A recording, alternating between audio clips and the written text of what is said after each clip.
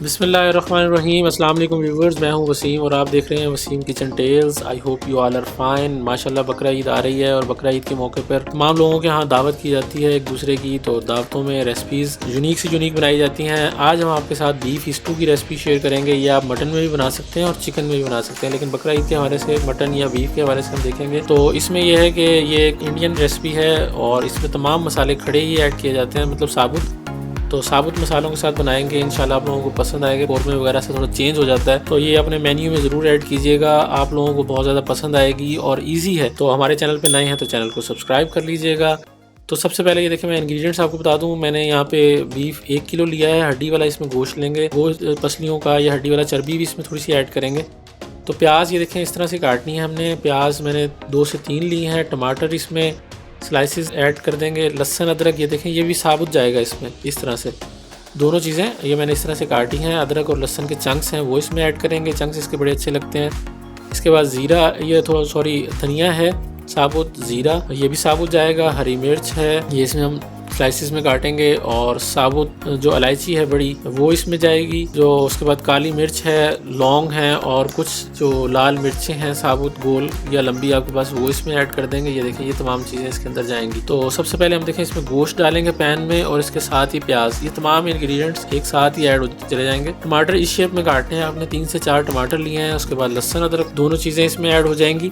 तो उसके बाद यहाँ पे मैंने लाल मिर्चें ऐड कर रहा हूँ इसमें। ये लाल मिर्च आप लंबी भी ले सकते हैं। काली मिर्च और लौंग के कुछ दाने हैं वो इसमें ऐड कर देंगे। ये कुछ मसाले हैं तो वो इसमें ऐड कर दिए। ज़ीरा इसमें चला जाएगा।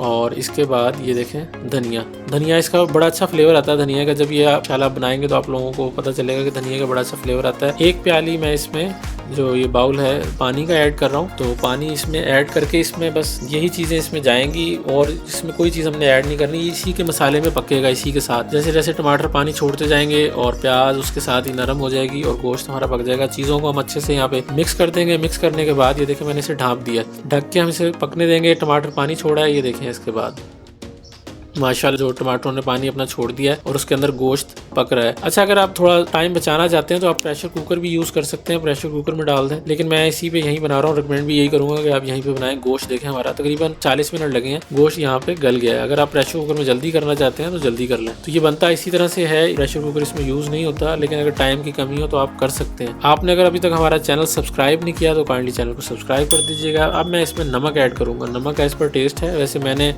2 चाय के चम्मच इसमें ऐड किए हैं। तो ये देखें अब इसे हम यहाँ पे पकाते रहेंगे और इसके साथ ही ये पकता जाएगा। जैसे जैसे इसमें 2 से 3 हरी मिर्चें या 4 हरी मिर्चें इसमें ऐड कर रहा हूँ, क्योंकि इसका भी टेस्ट बहुत अच्छा आता है। ये एक यूनिक रेसिपी है। थोड़ा कोरमा या बाकी चीज़ों से हम बनाते हैं अचार गोश्त, उनसे थोड़ा डिफरेंट है। तो ये देखिए माशाल्लाह अब वो उसका कलर भी चेंज होना शुरू हो गया है, क्योंकि जो मिर्चों का जो उसके अंदर से अर्क कहते हैं वो निकल रहा है। तो इसने पानी छोड़ना शुरू कर दिया। अब मैं इसमें ऑयल ऐड कर दूंगा। ऑयल यहाँ पे तकरीबन आधी प्याली इसमें ऑयल जाएगा, क्योंकि इसमें पहले भी फैट है। तो उसी के साथ हम इसे पका रहे हैं और इसे यहाँ से मिक्स करेंगे। देखें अब जो जैसे सालन बनता है उसकी शेप आना शुरू हो गई है। ये कढ़ाई हो गई या बाकी जो सालन उनसे बड़ा डिफरेंट है और ये एक किस्म की दावतों की स्पेशलिटी है। आप इसे बनाइएगा, इंशाल्लाह आप लोगों को बहुत ज़्यादा पसंद आएगा। इस रेसिपी की स्पेशलिटी एक और भी है कि ये मेरी मदर की रेसिपी है, उन्हें बहुत ज़्यादा पसंद थी ये। तो आप लोग भी बनाइएगा इंशाल्लाह। ये रेसिपी आसान है, इंशाल्लाह आप लोगों को बहुत ज़्यादा पसंद आएगी। दावत में बनाएं ईद के मौके पे तो बहुत ही अच्छी लगती है। थोड़ा हटके हो जाएगी, चेंज है। इंशाल्लाह एक दफ़ा अगर आपने दावत में बना ली तो सब लोगों को बहुत ज़्यादा पसंद आएगी। खड़े मसालों के साथ है, थोड़ा डिफरेंट भी हो जाता है मेन्यू में ये।